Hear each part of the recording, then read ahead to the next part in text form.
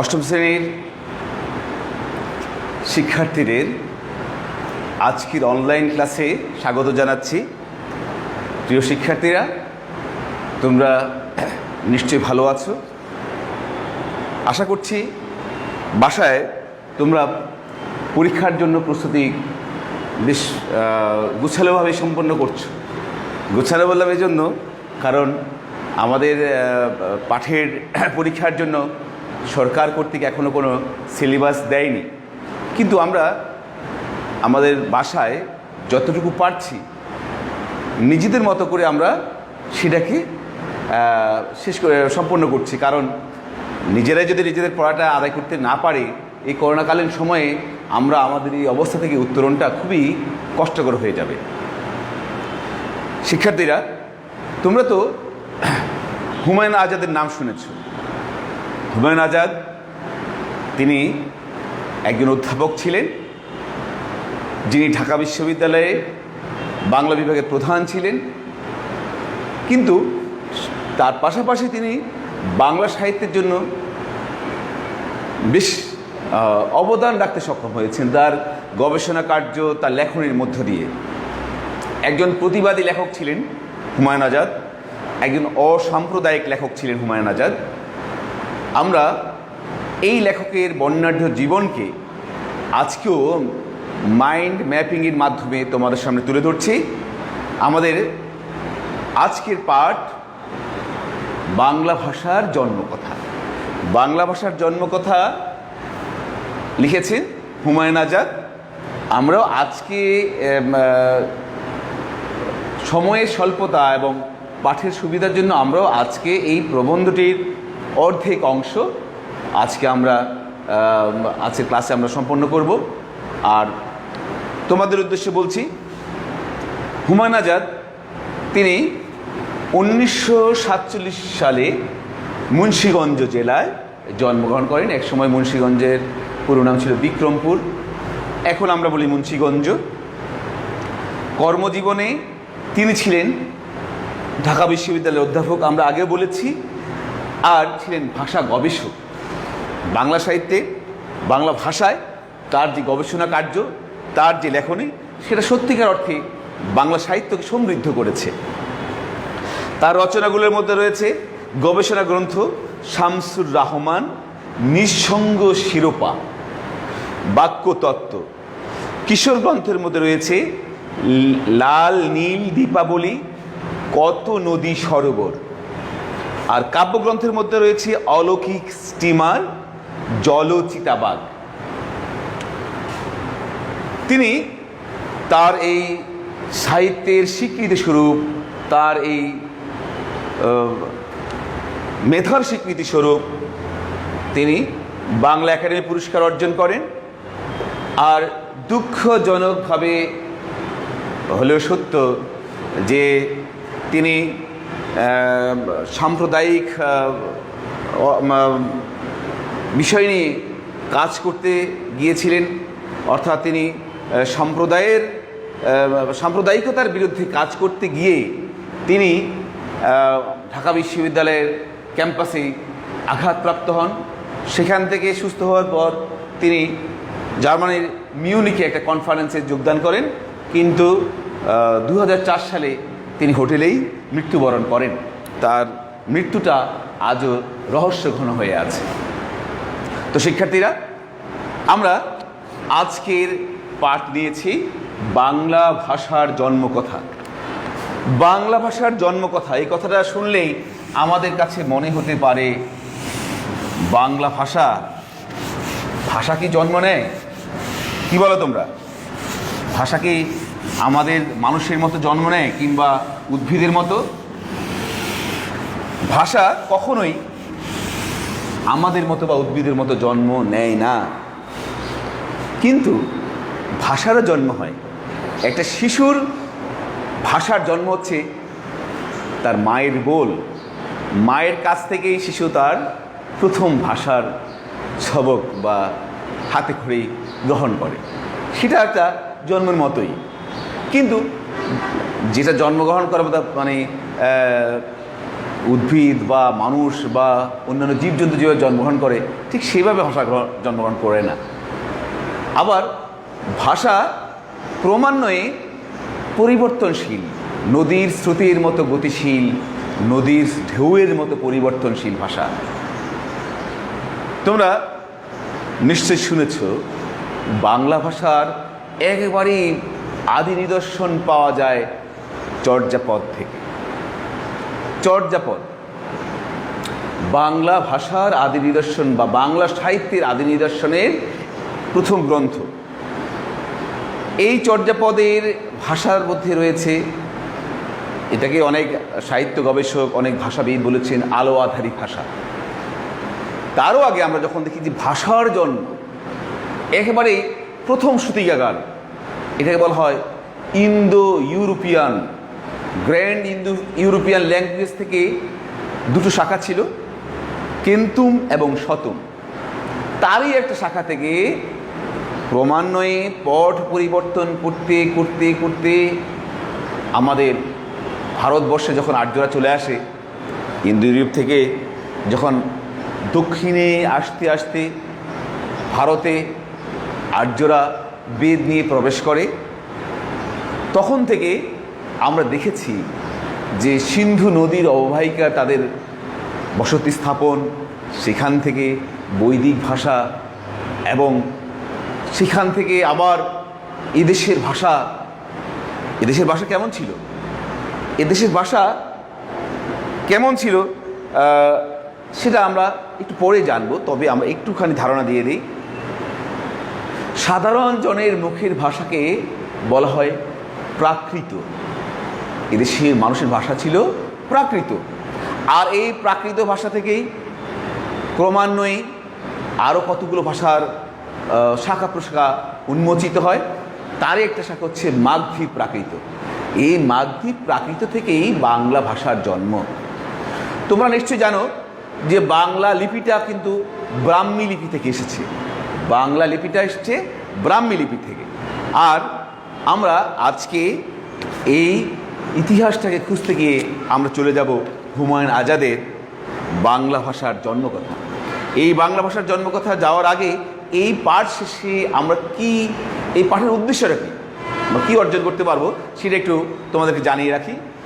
বলছে এই পাঠের উদ্দেশ্য হচ্ছে শিক্ষার্থীরা বাংলা ভাষার জন্মকথা জানতে পারবে। শিক্ষার্থীরা বাংলা ভাষার জন্মকথা জানতে পারবে, অর্থাৎ বাংলা ভাষাটা কীভাবে জন্ম হয়েছে সেই বিষয়টা তারা কি আত্মস্থ করতে পারবে, তারা বুঝতে পারবে, এবং তারা এই জ্ঞানটা তারা অর্জন করতে পারবে। দুই হচ্ছে মাতৃভাষা বাংলার প্রতি মমত্ববোধ জাগবে।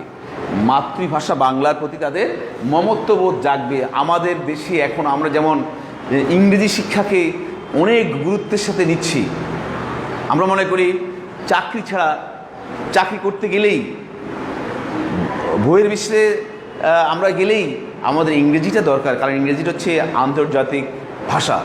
কিন্তু আমরা এমন অনেক দেশ দেখেছি যেখানে মোটেও ইংরেজির তারা দ্বারস্থ নয়। যেমন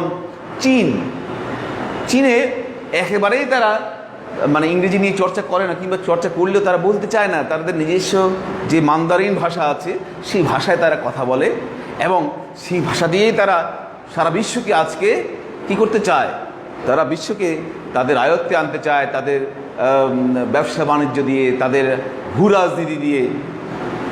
এছাড়া আমরা দেখেছি ফ্রান্স, ইতালি, জাপান, এদেরও নিজস্ব ভাষা রয়েছে।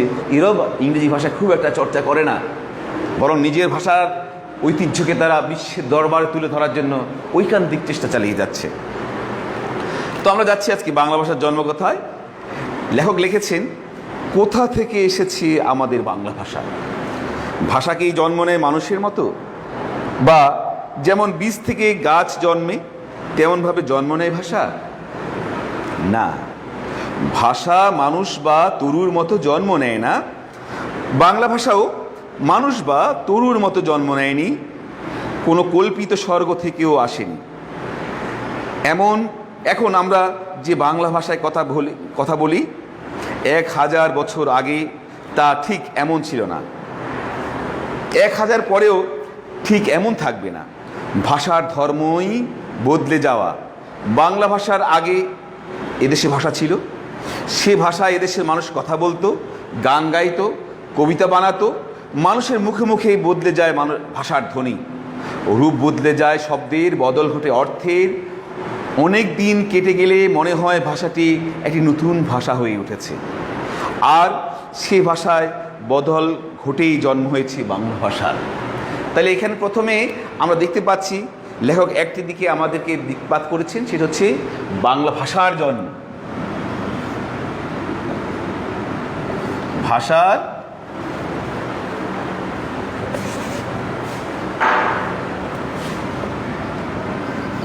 ভাষার জন্ম,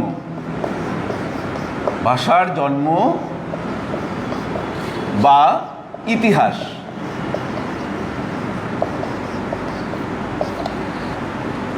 এখানে খেয়াল করতে হবে যে প্রথমে আমরা যে স্তবকটা পড়েছি সেখানে রয়েছে, লেখক বলেছেন যে যে কোনো ভাষা, শুধু বাংলা ভাষা না, যে কোনো ভাষার ইতিহাস কিন্তু একই রকম।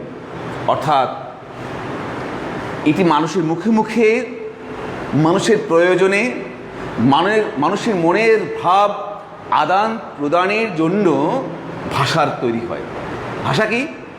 ভাষা হচ্ছে মানুষের মনের ভাবকে আদান প্রদানের অন্যতম মাধ্যম।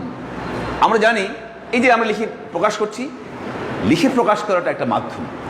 ইশারায় কথা বলি আমরা, সেই ইশারায় কথা বলাটাও কিন্তু আমাদের একটা মাধ্যম। এখন আমরা টেলিফোন মাধ্যমেও আমরা এক জায়গা থেকে এক জায়গায় মেসেজের মাধ্যমে আমরা এক জায়গায় এক জায়গায় কি ভাষার আদান প্রদান করছি, মত বিনিময় করছি, মনের ভাব আদান প্রদান করছি।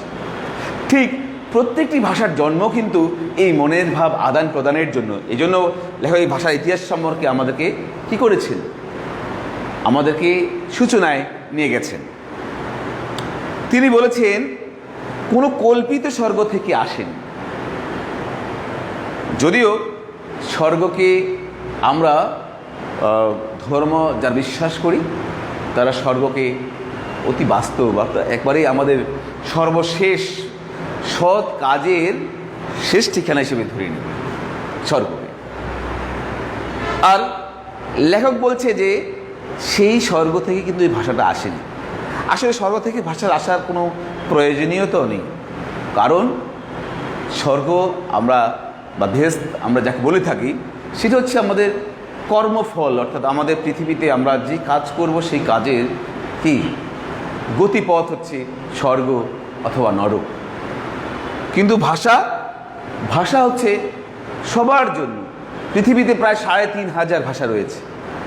৩,৫০০ ভাষা কিন্তু কি মানে আমরা দেখেছি ওই যে ইউরোপীয় ভাষা থেকে বেশিরভাগ ভাষাগোষ্ঠী এসেছে, একমাত্র ভাষাগোষ্ঠীর সাথে মিল খায়নি কোনটি?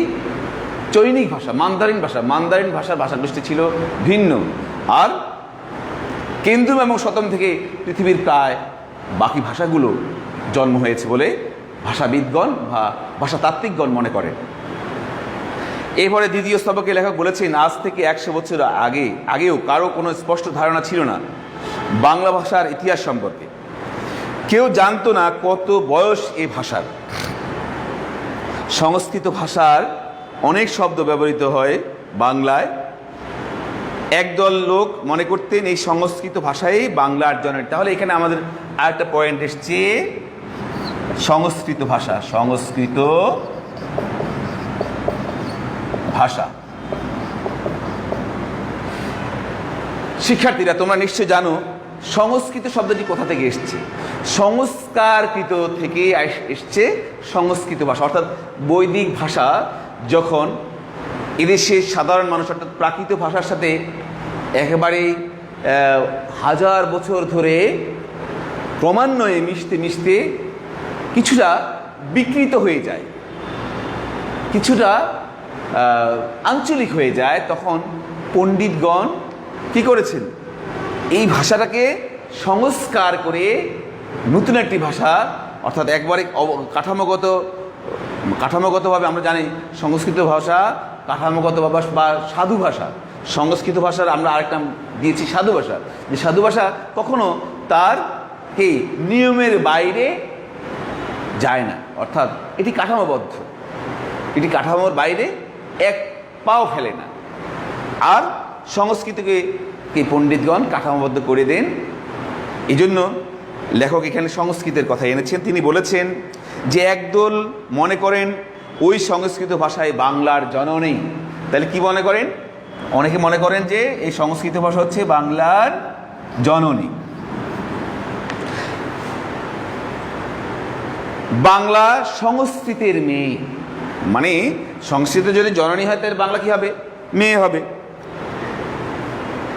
বাংলা সংস্কৃতির মেয়ে, তবে দুষ্ট মেয়ে, যে মায়ের কথা মতো চলেনি, না চলে চলে অন্য রকম হয়ে গেছে। তবে 19 শতকে আরেক দল লোক ছিলেন যারা মনে করতেন বাংলার সাথে সংস্কৃতির সম্পর্ক বেশ দূরের। তাদের মতে বাংলা ঠিক সংস্কৃতের কন্যা নয়, অর্থাৎ সরাসরি সংস্কৃত ভাষা থেকে উৎপত্তি ঘটেনি বাংলার, ঘটেছে অন্য কোনো ভাষা থেকে। সংস্কৃত ছিল সমাজের উঁচু শ্রেণীর মানুষের লেখার ভাষা। তাহলে লেখকের যুক্তি হচ্ছে সংস্কৃত হচ্ছে লিখিত রূপ, অর্থাৎ আমরা দেখি ভাষা লেখার এক সময়ের অন্যতম মাধ্যম ছিল সংস্কৃত। সংস্কৃত কিন্তু লৈখিক, মৌখিক নয়। অর্থাৎ সাধু ভাষার তা আমরা কি জানি? সাধু ভাষার বৈশিষ্ট্যগুলোর মধ্যে রয়েছে যে সাধু ভাষা গুরু গম্ভীর, সাধু ভাষা কাঠামোর বাইরে কখনো পা ফেলে না, ব্যাকরণের নিয়ম গভীরভাবে মেনে চলে, এবং এটি লৈখিক ভাষা। লৌকিক ভাষার দুটো রূপ সাধু এবং চলিত, আর মৌখিক ভাষার দুটি রূপ হচ্ছে চলিত বা প্রমিত, কথ্য ও উপভাষা। উপভাষা আঞ্চলিক ভাষা, আর কি আঞ্চলিক ভাষা আরেকটা হচ্ছে উপভাষা। তো তাহলে যৌক্তিকভাবে বলা যায় যে সংস্কৃত ভাষা যেহেতু লৈখিক ভাষা, তাহলে এটি সাধারণ মানুষের কি মুখের ভাষায় কখনো প্রাধান্য পায়নি। তাহলে বাংলা ভাষার জন্ম কথা যদি আমরা কি গভীরভাবে ভাবতে যাই, গবেষণা করতে যাই, তাহলে দেখা যায় যে বাংলা ভাষা কি সংস্কৃত থেকে সরাসরি আসার কোনো সুযোগ নেই, যেহেতু সংস্কৃত ভাষাটাই ছিল তৎসম শব্দবহুল, আর তৎসম শব্দগুলো বেশিরভাগই লেখার জন্য প্রযোজ্য ছিল, বলার জন্য নয়। তাহলে আমরা বলতে পারি লেখকের এই যৌক্তিকতাটা অনেকটাই প্রণিধানযোগ্য যে সংস্কৃতের কন্যা নয়, অর্থাৎ সরাসরি সংস্কৃত থেকে উৎপত্তি ঘটেনি বাংলার, ঘটেছে অন্য কোনো ভাষা থেকে। সংস্কৃত ছিল সমাজের উঁচু শ্রেণীর মানুষের লেখার ভাষা, তা কথ্য ছিল না। কথা বলতো মানুষ নানা রকম প্রাকৃত ভাষায়। তাহলে আমাদের এখানে চলে আসছে একটা ভাষা, যে প্রাকৃত ভাষা।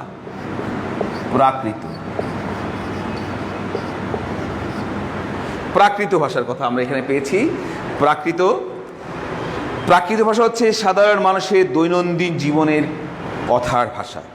তাহলে দৈনন্দিন জীবনে আমরা যে কথাগুলো বলছি, আমি যে এখন কথাটা বলছি বাংলায়, এটা হচ্ছে কি বাংলা ভাষার প্রমিত রূপ। শুদ্ধ রূপটা হচ্ছে প্রমিত রূপ। এখানে আমি বেশিরভাগ চলিত রীতি বা তদ্ভব শব্দ ব্যবহার করছি, আর এই ভাষার মধ্যে রয়েছে প্রচুর আমার প্রাচীন শব্দ, যেগুলো সরাসরি সাধু থেকে আসেনি, যেগুলো এই সাধারণ মানুষের মুখে চর্চিত হতে হতে আজকে এই রূপে এসে দাঁড়িয়েছে। তারা বিশ্বাস করতেন যে সংস্কৃত থেকে নয়, প্রাকৃত ভাষা থেকে উদ্ভব হয়েছে বাংলা ভাষা। কিন্তু নানা রকম প্রাকৃত ছিল ভারতবর্ষের বিভিন্ন অঞ্চলে। তোমরা জানো ভারতবর্ষটা অনেক বড় ছিল, এটা একটা উপমহাদেশ, ভারতীয় উপমহাদেশ ছিল একসময়, এটাকে ভারতীয় উপমহাদেশ বলা হতো।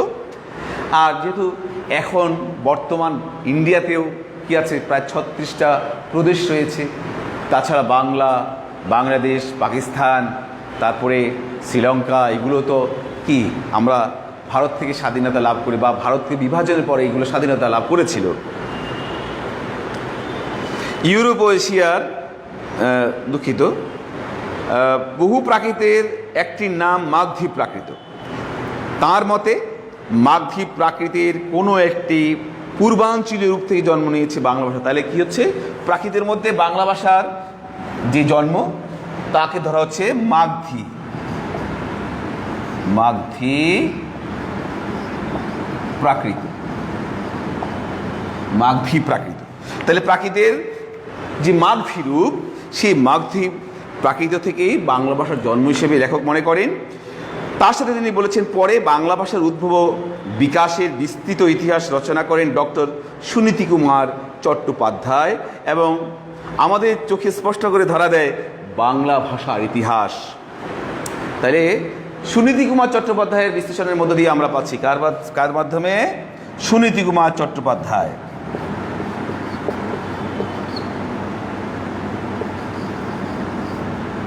সুনীতি কুমার চট্টোপাধ্যায়।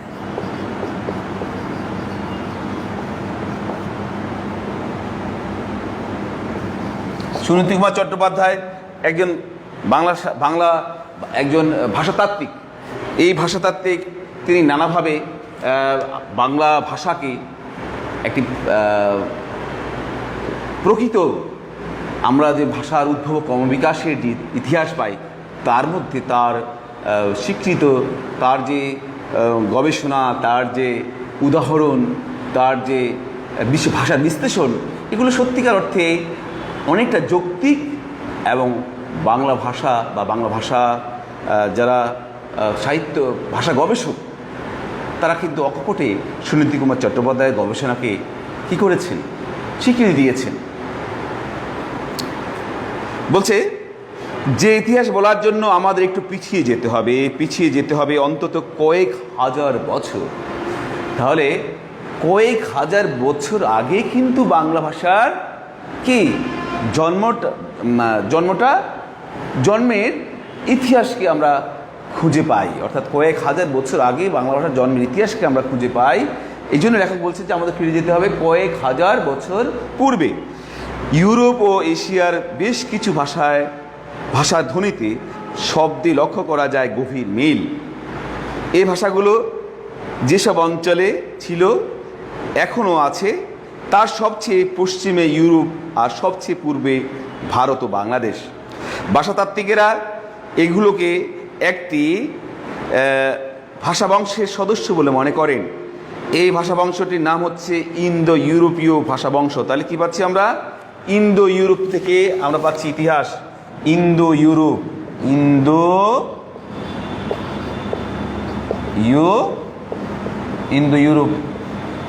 বা ইন্দো ইউরোপীয় ভাষা।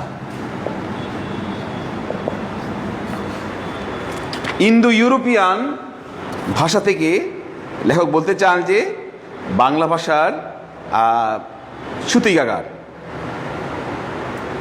বলছে ইন্দো ইউরোপের ভাষাবংশে আছে অনেকগুলো শাখা, তার একটি হচ্ছে ভারতীয় আর্য। তাহলে কি আসছে? আর্যরা যে ভাষা নিয়ে আসছেন তার নাম দিয়েছে লেখক এখানে ভারতীয় আর্য। ভারতীয় আর্য ভারতীয় আর্য ভাষার প্রাচীন ভাষাগুলো বলা হয় প্রাচীন ভারতীয় আর্য ভাষা। প্রাচীন ভারতীয় আর্য ভাষার প্রাচীন রূপ পাওয়া যায় ঋগ্বেদের মন্ত্রগুলোতে। তাহলে আমরা দেখেছি ঋগ্বেদ, সামবেদ, যজুর্বেদ, অথর্ববেদ, বেদের অনেকগুলো শাখা রয়েছে। তার মধ্যে একটা হচ্ছে এই ঋগ্বেদের যে শ্লোকগুলো রয়েছে, যে মন্ত্রগুলো রয়েছে, বলছে সেখানে এর আদি নিদর্শন পাওয়া যায়। এগুলো সম্ভবত লিখিত হয়েছিল যীশুখ্রিস্টের জন্মেরও 1000 বছর আগে, অর্থাৎ 1000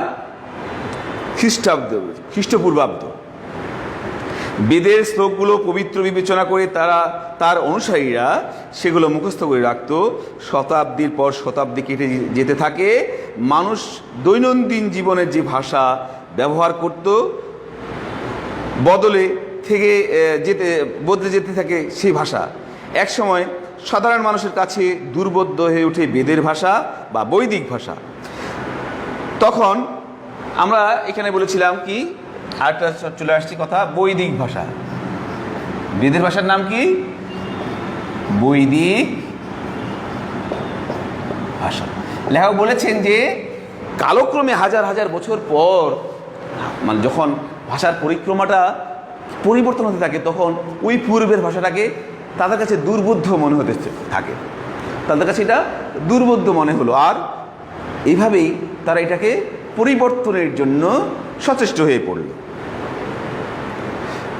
মানুষ দৈনন্দিন জীবনে যে ভাষা ব্যবহার করত বদলে যেতে থাকে, সে ভাষা এক সময় সাধারণ মানুষের কাছে দুর্বোধ্য হয়ে ওঠে বেদের ভাষা বা বৈদিক ভাষা। তখন ব্যাকরণবিদরা নানা নিয়ম বিধিবদ্ধ করে একটি মানসম্পন্ন ভাষা সৃষ্টি করেন। এই ভাষার নাম সংস্কৃত, অর্থাৎ বিধিবদ্ধ। সংস্কৃতির আরেক নাম কি? বিধিবদ্ধ। সংস্কৃতির আরেক নাম হচ্ছে বিধিবদ্ধ ভাষা বা পরিশীলিত ভাষা বা শুদ্ধ ভাষা। খ্রিস্টপূর্ব 400 অব্দের আগেই এই ভাষা বিধিবদ্ধ হয়েছিল। তাহলে আমরা বাংলা ভাষার ইতিহাস পেয়েছি কি 1000 খ্রিস্টাব্দ, 1000 খ্রিস্টপূর্বাব্দে আর বলছে সংস্কৃত ভাষার আমরা ইতিহাস পাচ্ছি 400 খ্রিস্টপূর্বাব্দ, 400 খ্রিস্টপূর্বাব্দ, 400 খ্রিস্টপূর্বাব্দে আমরা পাচ্ছি এই সংস্কৃত ভাষার বা তৎসম ভাষার সাধু ভাষার ইতিহাসটা। তাহলে আমরা দেখতে পাচ্ছি আজকে যে পাঠটুকু আমরা নিয়েছি এই পাঠের মধ্যে আমরা আজকে খোঁজার চেষ্টা করব বাংলা ভাষার জন্মকথার কি মূল নির্যাসটুকু।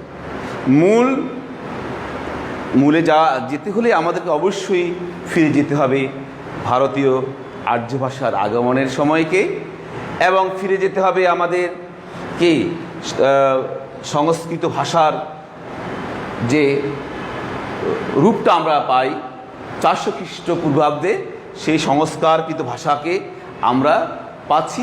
এরপর আরও 1000 বছর, আজকে 2000 সাল, আমরা জানি বাংলা সাহিত্যের ইতিহাস সম্পর্কে আমরা দেখেছি যে ডক্টর মোহাম্মদ শহীদুল্লাহ বলেছেন যে বাংলা সাহিত্যের ইতিহাসটা রয়েছে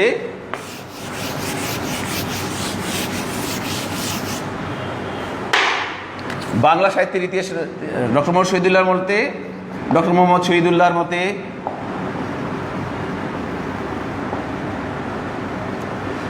650 থেকে 1200 সাল বা 1250। আর ডক্টর সুনীতি কুমার চট্টোপাধ্যায়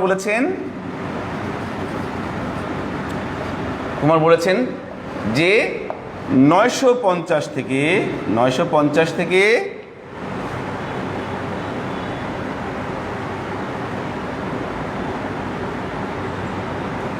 1200 বা 1250 খ্রিস্টাব্দ।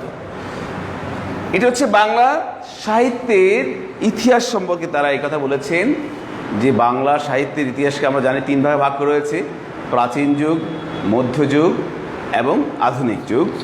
তো আমরা দেখতে পাচ্ছি যে সেখানেও তৎসম শব্দের আমরা বিশেষ করে মধ্যযুগীয় সাহিত্যের মধ্যে দেখেছি আমরা বিভিন্ন দেশের ভাষার সাথে সাথে তৎসম শব্দের ব্যবহার। আবার আধুনিক যুগে এসে আমরা দেখলাম যে দীর্ঘদিন বিশেষ করে বাংলা আমরা জানি বাংলা উপন্যাস সাহিত্যের সূতিকাগার বলা হয় আলালের ঘরের দুলাল, সেখান থেকে তারপরে আমাদের প্রখ্যাত সাহিত্যিক যারা বাংলা সাহিত্যকে উপন্যাস, নাটক এবং কবিতা দিয়ে সমৃদ্ধ করতে শুরু করেন, তারা বিশেষ করে বঙ্কিমচন্দ্র, বিশেষ করে মাইকেল মধুসূদন দত্ত, এদের সাহিত্যিক কর্মে আমরা দেখতে পাই তৎসম শব্দবহুল, বিশেষ করে সংস্কৃত ভাষার একটি গভীর ছাপ তাদের সাহিত্যের মধ্যে রয়েছে। পরে প্রমথ চৌধুরী তার সবুজপত্রের মধ্য দিয়ে চলিত রীতি প্রবর্তন করেন এবং এরপর থেকে উপন্যাস, ছোট গল্প, কবিতায় চলিত রীতির একটা ধারা চলে আসে। চলিত রীতিটার লেখক এবং পাঠকের মধ্যে খুব তাড়াতাড়ি সেতুবন্ধন তৈরি করতে পারে, অর্থাৎ লেখকের মনের কথা খুব তাড়াতাড়ি পাঠক বুঝতে পারে।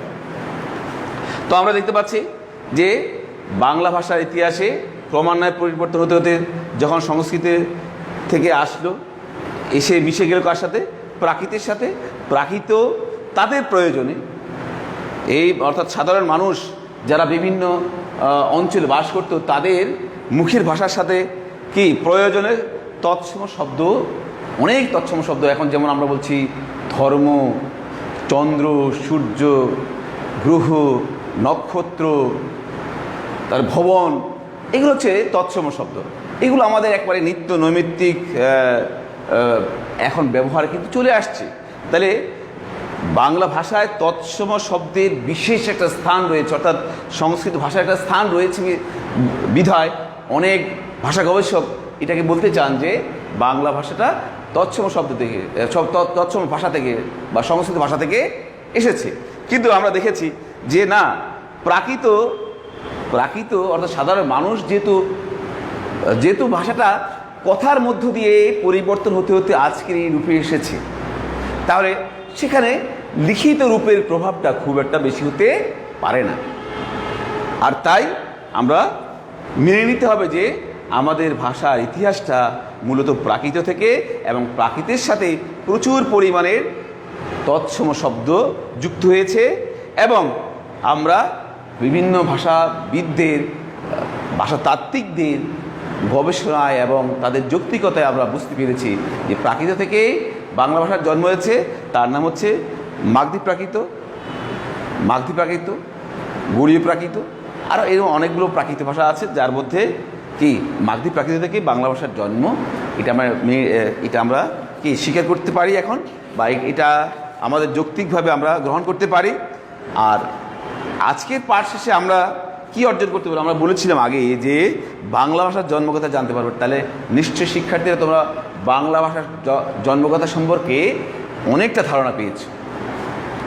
আর মাতৃভাষার প্রতি মমত্ববোধ, তাহলে আমরা এত কষ্ট করি, এত চড়াই উতরাই করে হাজার বছর ধরে যে ভাষা তিলে তিলে তৈরি হয়েছে, সেই ভাষার প্রতি আমাদের গভীর আবেগ, সেই ভাষার প্রতি আমাদের মমত্ববোধ থাকা বাঞ্ছনীয়। পৃথিবীতে একটা মাত্র জাতি যারা নিজ ভাষার জন্য প্রাণ দিয়েছেন, সেটা হচ্ছে বাঙালি জাতি। সুতরাং 21 ফেব্রুয়ারি বলা হয়, 21 ফেব্রুয়ারি হচ্ছে বাঙালির স্বকীয় অর্জন, অর্থাৎ একেবারে নিজস্ব অর্জন। পৃথিবীতে অনেক জাতি স্বাধীনতা যুদ্ধ করে স্বাধীনতা লাভ করেছে, কিন্তু একটা জাতি যারা ভাষার জন্য লড়াই করে মাতৃভাষাকে প্রতিষ্ঠা করেছে। আজ বাংলা ভাষা আন্তর্জাতিক মাতৃভাষার মর্যাদা লাভ করেছে।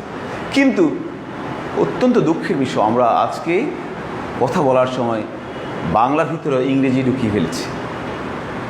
এটাকে অনেকে কটাক্ষ করে বলছে বাংলিশ। আমরা এই বাংলিশ হব না।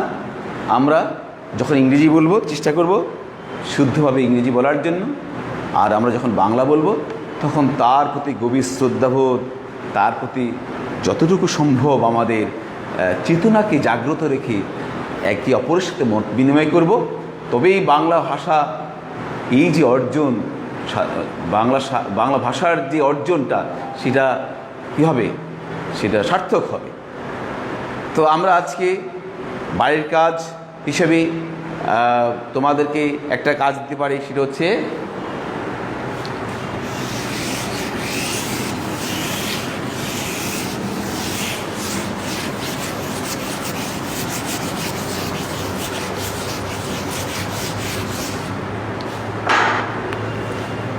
বাড়ির কাজ।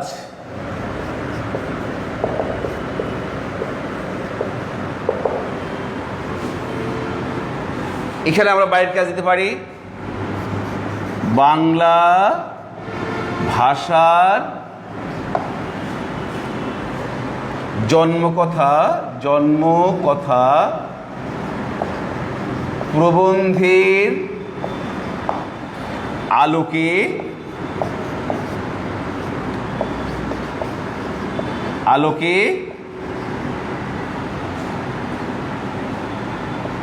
ভাষা শিক্ষার গুরুত্ব সম্পর্কে তোমার মতামত তুলে ধরো। অর্থাৎ বাংলা ভাষার জন্মকথা থেকে আমরা যে জ্ঞানটা অর্জন করেছি, সেই অর্জিত জ্ঞান দিয়ে আমরা অন্তত চেষ্টা করব যে ভাষা শিক্ষার গুরুত্ব কেন, কারণ মাতৃভাষাকে আমরা গভীরভাবে অনুধাবন করব এবং চর্চা করব। এখানে আমরা একটা যুক্ত করতে চাই মাতৃভাষার গুরুত্ব সম্পর্কে, মাতৃভাষার গুরুত্ব সম্পর্কে তোমার মতামত তুলে ধরো। তাহলে মাতৃভাষা, আজকে আমরা বাংলা ভাষার যারা কথা বলছি, আজকে বাংলাদেশ একটা ছোট্ট দেশ, পৃথিবীর অনেক দেশ এই বাংলাদেশকে নির্ণয় করতে পারে না কোথায় বাংলাদেশটা অবস্থিত।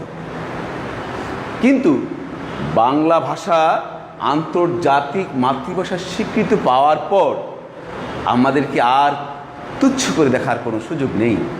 সুতরাং আমরা যদি মাতৃভাষার চর্চাকে ভালো করে হৃদয় আত্মস্থ করতে পারি এবং আমরা দৈনন্দিন জীবনে আমাদের চেতনায় আমরা যদি মাতৃভাষাকে ধারণ করতে পারি, আমাদের শুধু মাতৃভাষা না, আমরা বলবো যে যে কোনো মাতৃভাষার প্রতি আমাদের গভীর শ্রদ্ধাবোধ রয়েছে।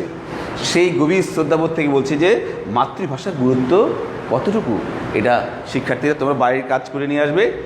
আশা করছি তোমরা আজকের যে পাঠ আমরা নিয়েছি সেটা তোমাদের কাছে অর্থবহ এবং গুরুত্বের সাথে তোমরা সেটা নেবে এবং বাইরের কাজটা করে স্কুলে এনে স্যারকে দেখাবে। সবাইকে ধন্যবাদ।